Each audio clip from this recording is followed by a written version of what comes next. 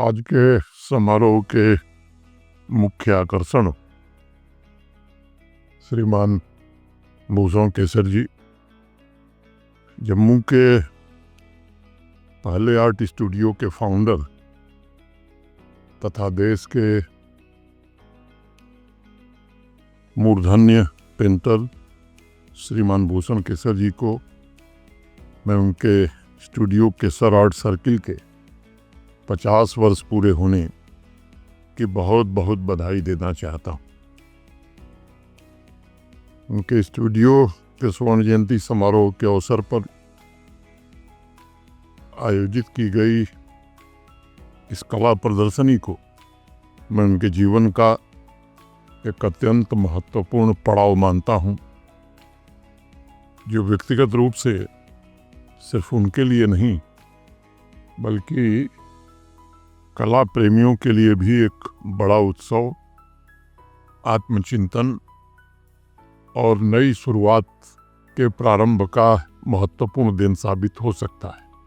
कला का काम मैं समझता हूँ कि व्यक्ति की चेतना को शुद्ध करना, आत्म जागरूकता को बढ़ावा देना और एक ऐसे रचनात्मक समाज का निर्माण करना है जो कला को सांस्कृतिक और आर्थिक दोनों तरह से शक्तिशाली बनाने में मदद कर सके। तो ये बात मैं कह सकता हूँ आज कि कला को एक ऐसी साझी भाषा के रूप में देखा जा सकता है या देखना चाहिए जिसने भाषा की बाध्यता के परे जाकर लोगों को आपस में जोड़ने का काम किया है। आज जिस तरह से दुनिया तेज गति से बदल रही है, मुझे लगता है कि नई पीढ़ी को ये विशेष रूप से समझने की आवश्यकता है कि कला ही एकमात्र वो माध्यम है जो सांस्कृतिक पहचान को सुरक्षित रख सकती है। हमारी परंपराएं, हमारे आदर्श, हमारे आध्यात्मिक मूल्य कलात्मक अभिव्यक्तियों के माध्यम से एक पीढ़ी से दूसरी पीढ़ी तक पहुंचाए जा सकते हैं। ये हमारी सबसे अमूल्य विरासत है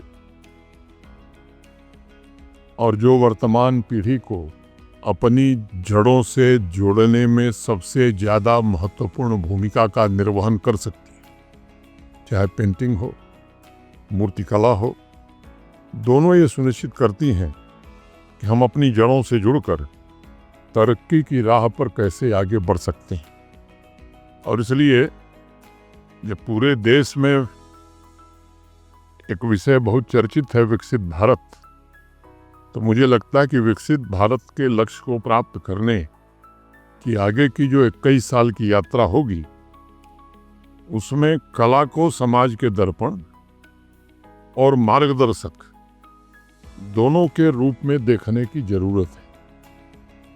स्वाभाविक रूप से कला शक्ति का स्रोत है। आज भूषण जी और उनके शिष्यों के प्रदर्शनी के अवसर पर मैं विशेष रूप से युवाओं से जरूर कहना चाहूँगा कि इस शक्ति को परिवर्तन का मजबूत हथियार बनाने की जरूरत है।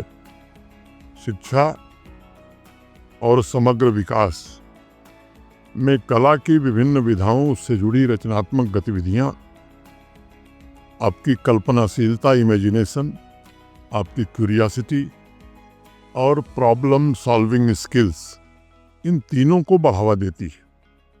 कला से आपको धैर्य, अनुशासन और आत्म अभिव्यक्ति की शक्ति प्राप्त होती है। इसलिए ज़्यादा से ज़्यादा युवाओं को कला से जुड़ना चाहिए ताकि हम ऐसे संतुलित ह्यूमन कैपिटल को यहाँ तैयार कर सकें जो इनोवेशन करने के साथ साथ नैतिक और सांस्कृतिक मूल्यों से भी जुड़ा हो।